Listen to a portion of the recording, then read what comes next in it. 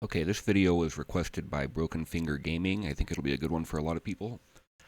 We had the Cliff video, and he wanted to know how to import it with colliders and everything directly from where I got it from the source. So I got it from CG Trader. The link is on there somewhere, actually, in the comments. I'm going to go ahead and download the project from here. I'm going to download the Blender. You can get whatever you want. And I'm going to download the textures, but I'm not going to do the textures right now. I might do that in another video, but we'll see. Going on here. Okay, and then we're going to need Blender 4.5 for this to work because one of the free plugins requires 4.5. Okay, then you're going to go to GitHub or Google, find Simple Collider. When you get to its main page, go here, click on Releases, and then download source code zip right here. And the next plugin is LOD Gen. URL, I'll put these in the description. Click Get Add-on, then click Download right here. Okay, I'm going to open your download folder. Open up Blender. And first we can drag the project in, I guess. There it is. And now we'll drag in these plugins.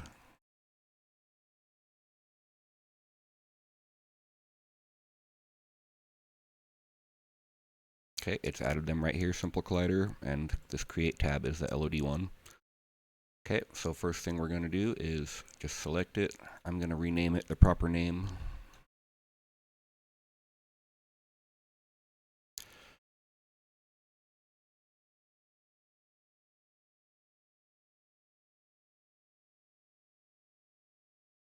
Actually,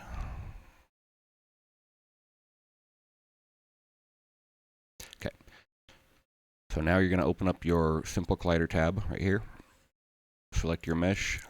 Click Add Mesh. So it's Add Mesh Collider right here. Add Collider Shape. Add Mesh. Okay, now before you do anything, you're going to pick these options. So we're going to click the letter D and then move the mouse down, decimate it.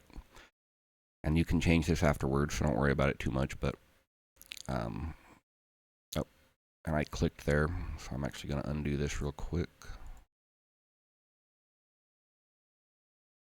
Okay, do it again.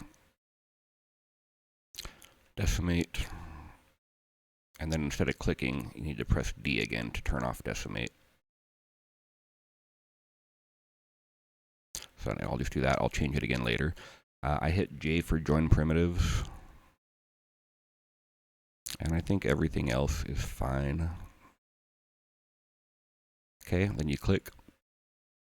It generates it right here in a folder. So now you have to go to, we're going to give it a subfolder of one of the layers that we want it to be, which is static, I believe is what we do on this one. And then the other part is that you're on custom properties right here, you have to do this. This gives it a layer preset. And we did tree, I think. I was looking at the ones on the pages here. You can go to these pages, the prop creation and the FBX import page, and then the Infusion Blender tools, which I'm not using, but it still has these right here that are helpful. So these are these layers here. Tree, that's what one of the vanilla cliffs was on, so that's what I use there. So I think that's the right settings. So now we have to name the collider the right name. So we're going to name it UTM. That's a mesh collider. Okay. And then it has the material. And I'm just going to name that default, I think.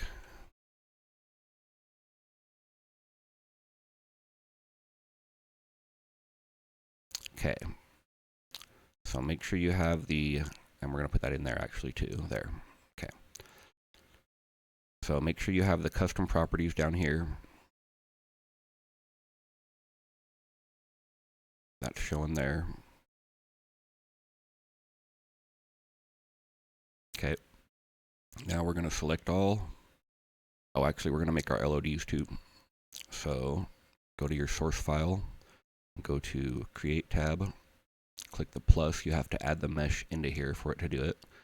And then click Generate LODs. Okay, so now we're just going to disable the source mesh. And we have this and this. So we're going to select all, go to Export FBX, go to your project folder, wherever you want to put it.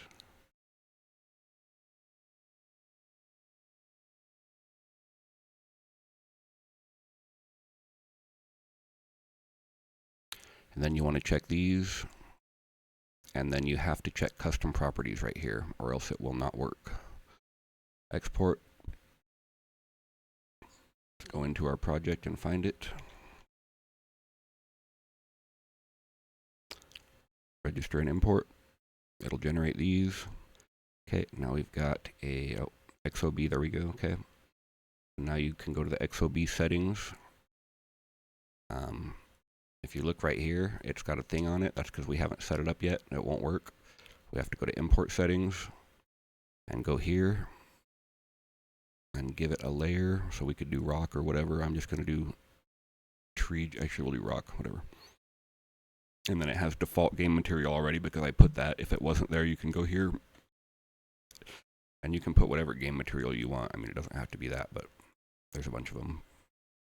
So any of this stuff. But we're just doing default. Okay, and you don't have to do the mass and stuff. You can do that later on the rigid body. Okay, so now we're going to re-import. After you do that, you have to make sure and re-import it or it won't do it. Okay, and then we're going to go to our world. And we're going to make a prefab of it. So we're going to find the XOB here. That's just the mesh, not a prefab. So we're going to get the base, rock base. Most prefabs have a base version that you'll want to use. So it was in here. I right-clicked on it and made an override. Here's my override.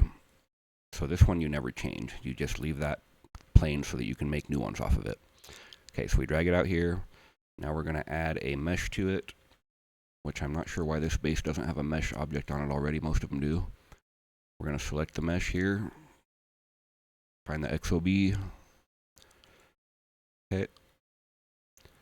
Now we're going to add a rigid body on it. The collider won't have a collider without this. And then on the rigid body, we're going to set the layers, or the inactive we want. We don't want simulation, we just want collision on it. And then model geometry, that means use the collider that is on that we got in Blender. So that, and then static, because it's not going to move or anything. This is just, it just stays there, it doesn't move, it doesn't do anything. And I shouldn't have actually saved that on the prefab, I'll undo that later. But anyway, okay. So now, go to wherever you want to put your cliff prefab in your folder. If your thing unfreezes.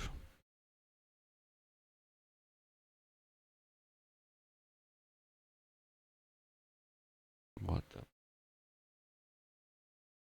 Okay, whatever. I'm going to kill it real quick. That is the first time it's done that.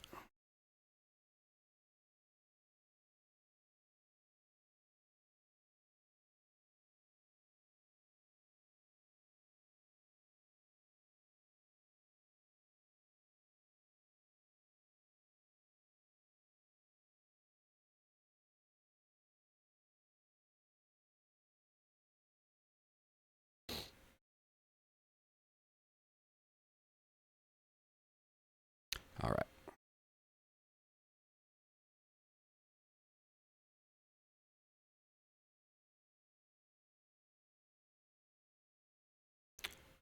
I don't think it saved the rock, but let's make sure.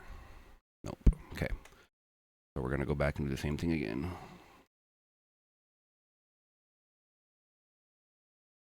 My rock base. Add mesh object and a rigid body. Set the mesh.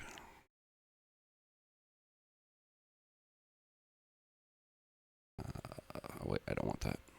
Okay, rigid body, inactive, static, collision, model geometry. layer. Save. Okay. So now we're going to make the prefab.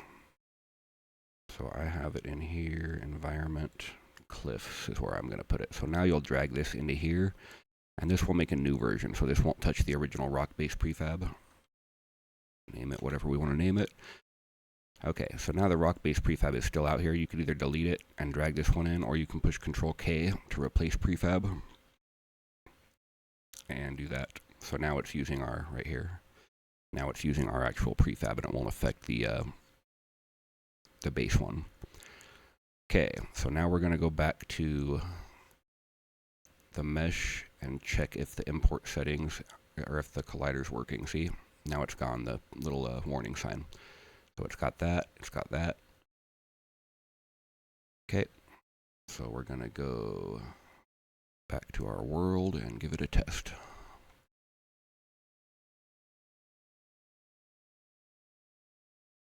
And that's a bug in my thing right now.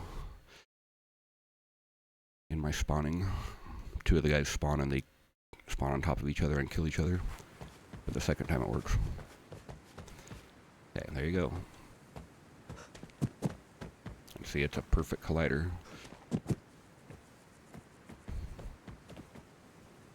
Boom. Alright, that's about it. Peace.